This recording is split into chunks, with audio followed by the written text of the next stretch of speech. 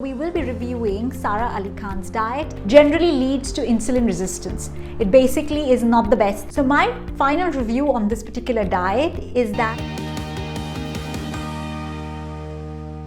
Hi guys, welcome back to my channel, the #1 place for permanent weight loss without any fad diet or fancy gym. In today's video, we will be reviewing Sara Ali Khan's diet and the main question, will you lose weight on Sara Ali Khan's diet? If this is a topic of interest, then let's dive in. So we will be reviewing the diet on 5 parameters. Parameter number 1, what is the nutritional composition of the food, whether it is going to be satiating. Number 3, the gut health, whether it's sustainable, and the overall calorie composition. So we will go part by part as to what she is eating. Her morning ritual. When I'm working, I very often have haldi and spinach and hot water. So here she says that she basically has spinach, haldi, that's turmeric, and hot water. Now, there is no special benefit of this particular concoction and doesn't have any bearing to weight loss.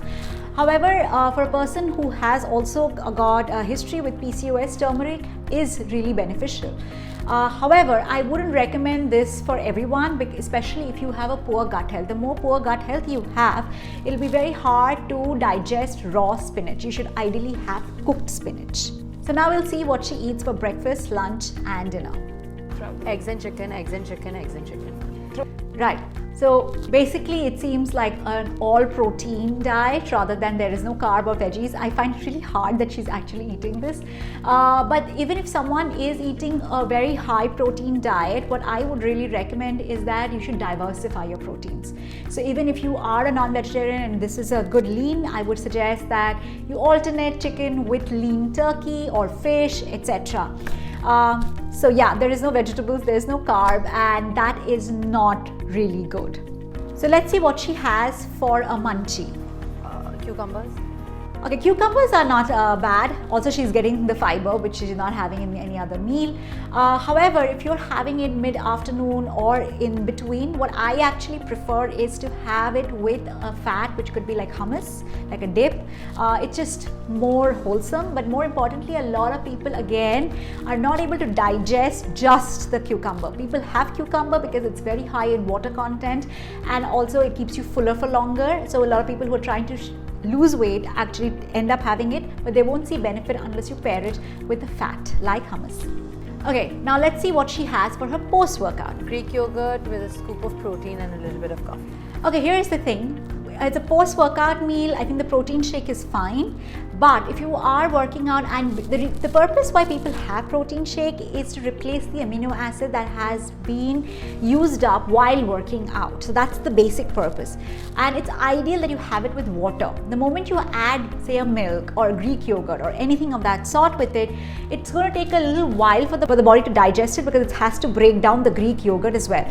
Also, I don't understand why there would be coffee post-workout. I would rather recommend that as a pre-workout instead.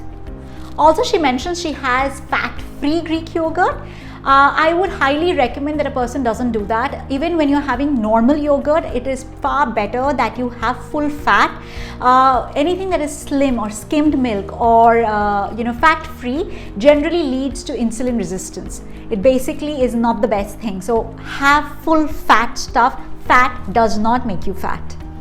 So now I'll be evaluating the diet on the basis of the 5 pillars that I use in my program, one-on-one program called Weight Loss Game Changer. And those 5 pillars guarantee you not only to lose weight, but it also helps you to keep the weight off. So it is the crux to permanent weight loss. And those pillars are, what is the nutritional composition? Will the food make you satisfied? Will it improve your gut health?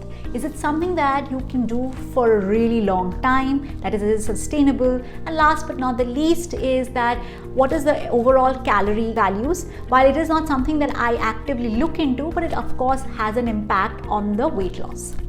So when it comes to nutritional composition, it's quite obvious that the diet really did not have too much of carbs or fiber. It was really protein. There were very little fiber here and there, but not enough. So on a nutritional composition, since it's not macro balanced, I wouldn't really recommend it.